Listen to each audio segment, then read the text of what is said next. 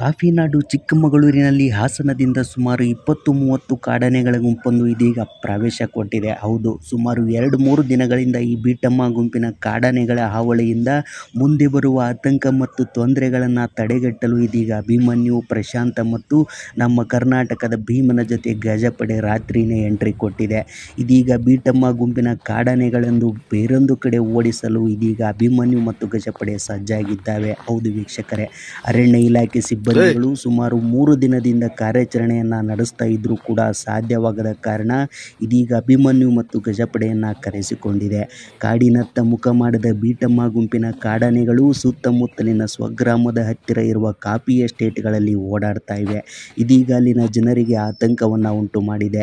ಇದೀಗ ಆಲ್ರೆಡಿ ಸುತ್ತಮುತ್ತಲಿನ ಗ್ರಾಮಗಳಿಗೆ ಈ ಕಾರ್ಯಾಚರಣೆಯಿಂದಾಗಿ ಅರಣ್ಯ ಇಲಾಖೆಯು ಎಚ್ಚರವನ್ನು ಕೊಟ್ಟಿದೆ, ದೂರವಿದೆ ಅಂತ.